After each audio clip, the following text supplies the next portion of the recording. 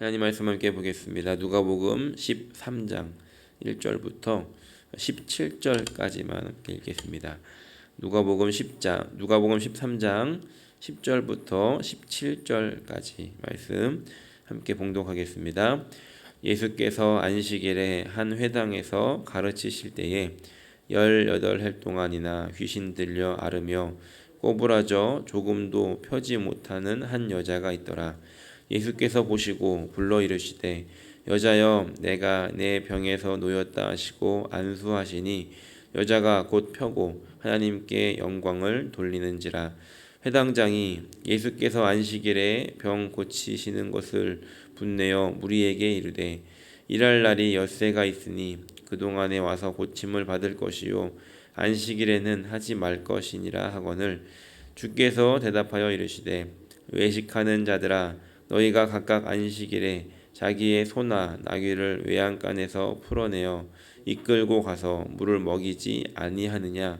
그러면 18해 동안 사탄에게 매임받은 이 아브라함의 딸을 안식일에 이 매임에서 푸는 것이 합당하지 아니하냐.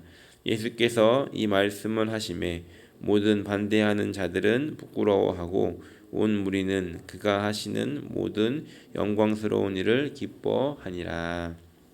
아멘.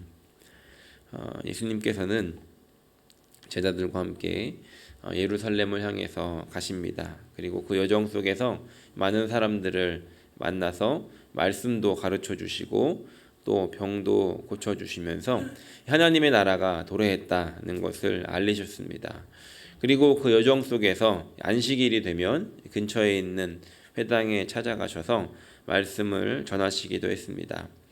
당시에 이 회당을 관리하는 회당장이 있었지만 이 회당장만이 말씀을 이렇게 가르칠 수 있는 권한이 있는 것은 아니었고 순회하며 다니는 랍비들에게도 말씀을 가르칠 수 있는 기회를 제공하기도 했습니다. 그리고 또 누구든지 그곳에서 그 말씀을 가르칠 수 있는 또 함께 나눌 수 있는 그런 열린 자리가 마련되어 있었습니다.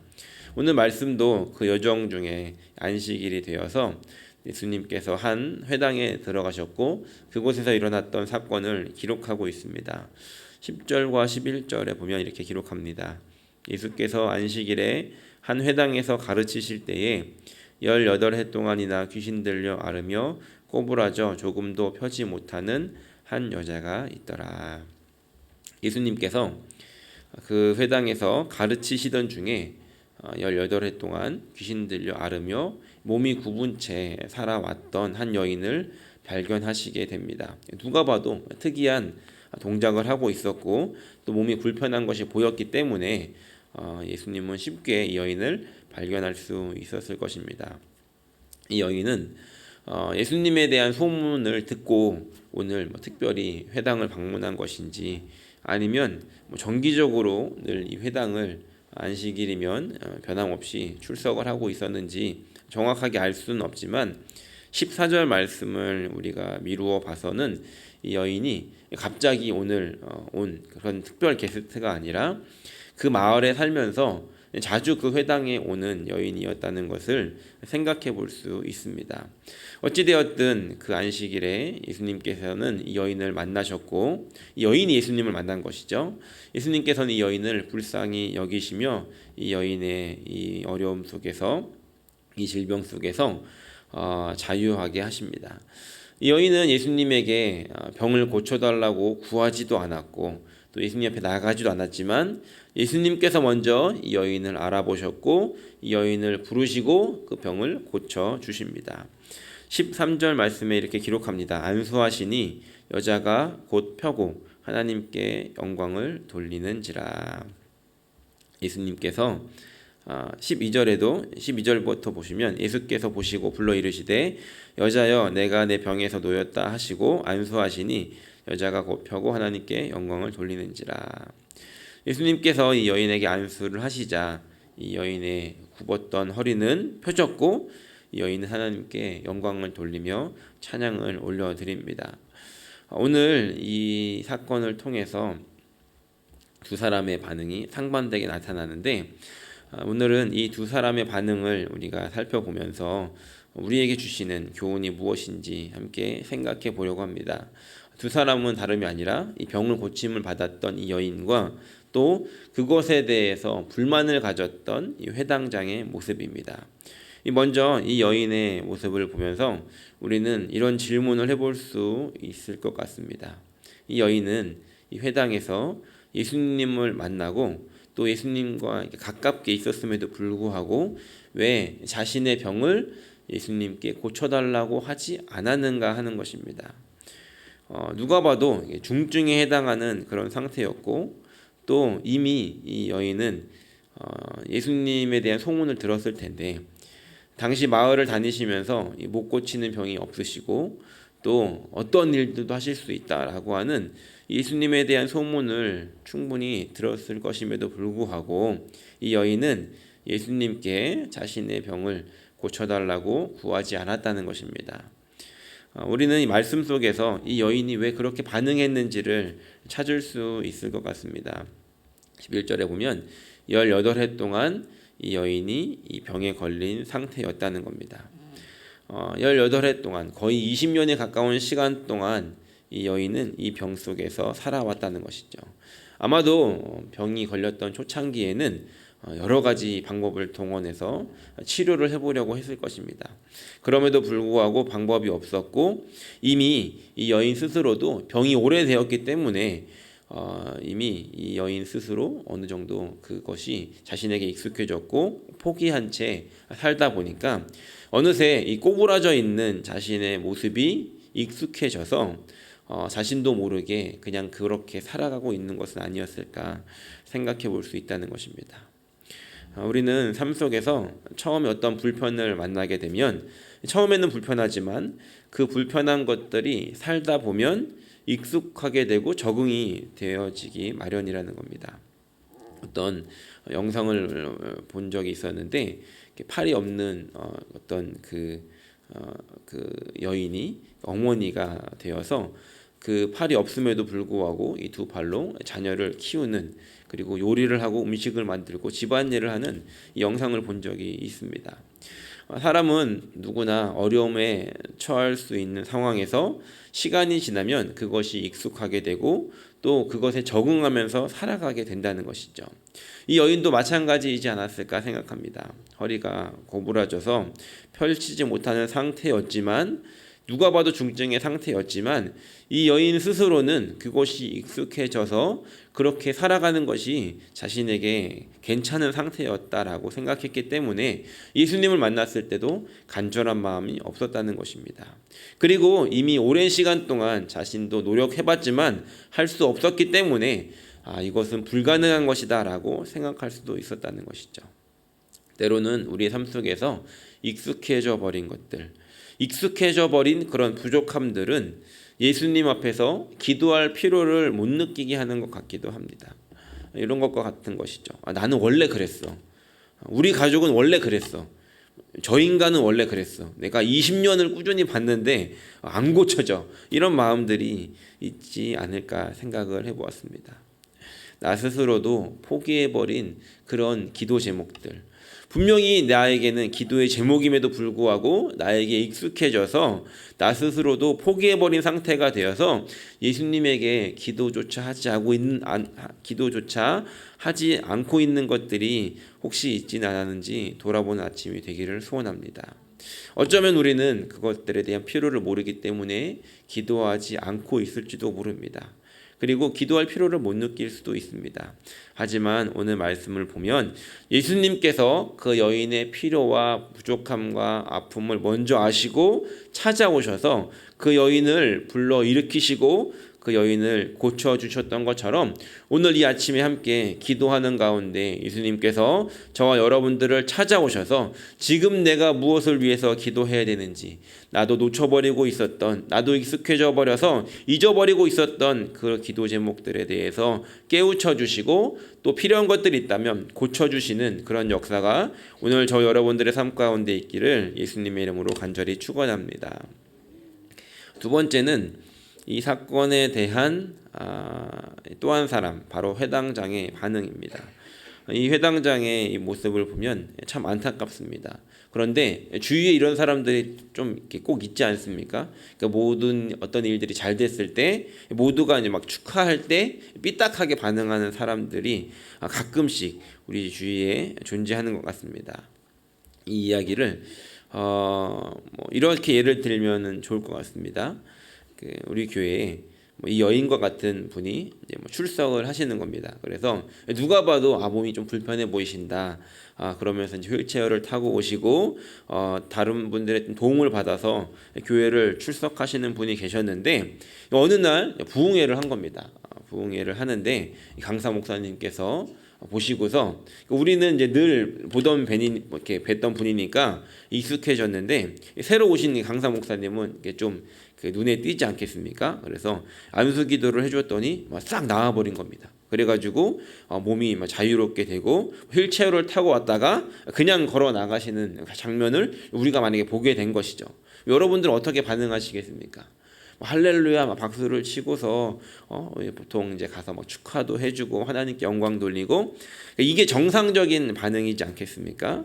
그런데 오늘 이 회당장 같은 사람이 있다는 겁니다. 앉아가지고 다른 날도 있는데 왜 갑자기 부흥의 날 고치고 난리야 이러면서 사람들 많은 데서 인기 얻으려고 저러는 거 아니야? 그러면서 미리 짠 거 아니야? 이렇게까지 반응하는 사람들이 있다는 것이죠. 오늘 이 회당장의 반응이 그러한 반응이었다는 겁니다. 14절 말씀을 보니까 이 회당장이 이렇게 반응합니다. 회당장이 예수께서 안식일에 병 고치시는 것을 분내어 무리에게 이르되 일할 날이 엿새가 있으니 그동안에 와서 고침을 받을 것이요 안식일에는 하지 말 것이니라 하거늘이라고 합니다. 물론 이 회당장도 그 여인이 그 병에서 고침을 받는 것에 대해서는 원하는 마음도 있었던 것 같습니다. 그런데 왜 하필 오늘이냐 하는 겁니다. 아까도 말씀드린 것처럼 이 여인은 다른 날도 올 수 있는데 왜 하필 이 안식일에 와서 이 병을 고치는가라고 이야기를 했다는 것이죠. 그들이 정해놓았던 이 안식일의 법에 의하면 총각을 다투는 죽을 병이 아니면 의료행위를 하면 안 되는 것이었습니다. 그러면서도 이 소나 나귀는 풀을 먹이기 위해서 또 물을 먹이기 위해서 끌고 나갈 수는 있었습니다.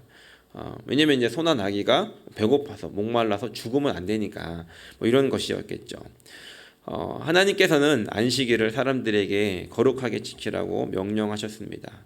그날은 그 날에 그 안식을 통해서 쉼을 얻고 또 그 모든 것들을 내려놓은 채 하나님께 집중하면서 하나님께서 하신 일들 또 하실 일들 또 하나님께서 주신 은혜들을 기억하라고 주신 날인데 아마도 사람들이 처음에는 그렇다면 이 안식을 어떻게 해야 거룩하게 잘 지킬 수 있을까? 그 명령을 잘 지킬까를 고민하면서 이 안식일에 대한 규례를 정했을 것입니다. 그런데 이 시간이 지나면서 그 본질, 하나님께서 주셨던 그 마음과 그 명령에 대한 그 본질은 사라지고 껍데기만 남아가지고 그 형식만 남아가지고 사람들이 자기들이 정해놓은 그 틀 안에 갇혀버리게 됐다는 겁니다. 그래서 안식일에는 이래야 돼, 또 저런 날에는 이래야 돼, 저 때는 저렇게 해야 돼 라고 하는 그 틀에 자신을 가다 놓게 되어버렸다는 것이죠. 그렇게 정해놓은 기준 그리고 누군가가 정해놓은 그 기준에 스스로가 잡히게 된다면 묶여지게 된다면 결국에는 하나님이 정해놓으신 기준을 놓치게 되더라는 겁니다. 하나님께서 안식일을 정하셨고 그 안식일뿐만이 아니라 하나님께서 율법을 정하셨던 율법을 이 모세에게 말씀하셨던 그 기준은 사랑이었다는 겁니다. 하나님께서는 사랑하셨기 때문에 안식일도 주신 것이고 사랑하셨기 때문에 이들을 구원하셨고 사랑하셨기 때문에 이들을 자유롭게 하셨다는 것입니다. 오늘 저와 여러분들에게도 마찬가지로 하나님께서 사랑하셨기 때문에 저와 여러분들을 구원하셨고 사랑하셨기 때문에 사랑하시기 때문에 이 자리에도 있게 하셨고 또 예배를 허락하셨고 이 공동체를 허락해 주셨다는 것입니다. 그런데 그 하나님의 사랑의 기준을 우리가 못 보게 되는 것, 놓치게 되는 것은 내가 세워놓은 어떤 기준, 내가 세워놓은 어떤 틀 안에 갇히게 되면 하나님의 기준을 우리가 놓치게 되고 그 하나님께서 주시는 사랑을 볼 수 없게 되더라는 겁니다. 게다가 회당장에게는 이런 마음도 있지 않았을까 생각해 봅니다. 이것은 우리가 지지난번에 보았던 누가복음 13장 1절부터 5절에 나오는 말씀에도 들어가는데, 그 당시에 어떤 어려움을 당한 사람들을 보면서 사람들은 아주 자연스럽게 저 사람은 하나님이 벌을 내려서 저런 어려운 일을 당한 거야, 저런 저주를 받은 거야 라고 생각했다는 것입니다. 아마도 회당장은 이 여인, 그 18일 동안 몸을 굽힌 채 살아가고 있었던 그 여인을 보면서 말은 하지 않았겠지만 속으로는 저 여인은 무슨 죄를 지었길래 저렇게 벌을 받고 있나라는 생각을 하고 있었는지도 모릅니다. 속으로 저 사람은, 저 여인은 하나님께 선택받지 못했어, 버림받았어 라고 하는 그런 마음을 가지고 살았을 수 있다는 것이죠. 그래서 예수님께서는 이 여인을 고치신 후에 이 회당장 들으라고, 그리고 주위에 있는 사람들이 들으라고, 또 스스로 그렇게 생각하고 살았을지 모르는 그 여인이 들으라고 이렇게 말씀하십니다. 16절 말씀에 보면, 그러면 18해 동안 사탄에게 매임받은 이 아브라함의 딸을 안식일에 이 매임에서 푸는 것이 합당하지 아니하냐라고 말씀하십니다. 이 여인에 대해서 아브라함의 딸이라고 말씀하고 있다는 것입니다. 오늘부터 아브라함의 딸이 아니라 원래부터 아브라함의 딸이었다는 겁니다. 그러니까 버림받아서 저렇게 된 존재가 아니었다는 겁니다. 단지 악한 영에게, 이 사단에게 묶여 매임받은 아브라함의 딸이었는데 내가 오늘 그것을 놓아주겠다라고 말씀하고 계시다는 겁니다. 이 회당장은 이 여인을 날마다 만났겠지만, 마을에서, 회당에서 그 여인을 만났겠지만 이 여인이 어떤 존재인지를 볼 수는 없었다는 겁니다. 자기의 기준에 사로잡혀 있다 보니까 저 여인은 아브라함의 딸은 아닐 거야, 하나님께서 저 여인을 버리셨을 거야 라고 하는 자신의 기준에 사로잡혀 살아갔다는 것이죠. 우리는 우리가 정해놓은 기준, 우리가 정해놓은 틀, 이곳에 사로잡히게 되면 우리도 회당장과 같은 일을 저지를 수 있다는 겁니다. 다른 이의 고통을 볼 수 없고, 다른 이의 아픔을 볼 수 없고, 다른 이의 필요를 볼 수 없고, 또 하나님께서 일하셨을 때 그것에 대해서 같이 기뻐할 수도 없고, 하나님의 나라가 임하였음도 볼 수가 없게 되더라는 것입니다. 말씀을 정리합니다. 오늘 저 여러분들 함께 이 두 사람을 만났습니다. 이 병에서 고침을 받았던, 포기하고 살았던 이 여인을 만났고, 또 자신의 기준에, 자신의 틀 안에 갇혀서 하나님의 일하심을 볼 수 없었던 이 사람을 만났습니다. 우리는 이 둘 중에 어느 한 명에 해당할 수도 있고 또 이 둘 다일 수도 있다는 것입니다. 오늘 이 아침에 저 여러분들 안에 이런 모습들이 있다면 이런 것들이 주님 안에서 해결되어진 하루가 되기를 소원합니다. 이 여인을 치료하시고 자유하게 하셨던 주님은 오늘도 일하시는 분이시라는 겁니다. 오늘 여러분들을 자유케 하시고 또 여러분들 안에, 내 안에 이 꼬부라져 있는 것들을 발견하게 하시고 그것들이 주 앞에서 펼쳐지는 은혜가 오늘 저 여러분들에게 있기를 간절히 소원합니다. 그리고 또 내 안에 갇혀있는, 내 안에 잘못되어져 있는 그 기준들, 내 안에 잘못되어져 있는 그 틀들을 발견하고 오늘 그것들이 깨어지고 부서지고 그 기준이 하나님의 기준으로 바뀌게 됨으로 말미암아 하나님께서 일하실 때에 그것을 함께 보며 함께 기뻐하고, 하나님께서 일하실 때에 하나님이 일하시고자 하시는 그 필요를 함께 발견하며 하나님께 영광을 돌리며 살아갈 수 있는, 함께 기뻐하며 살아갈 수 있는 그런 저 여러분들이 되시기를 예수님의 이름으로 간절히 축원합니다.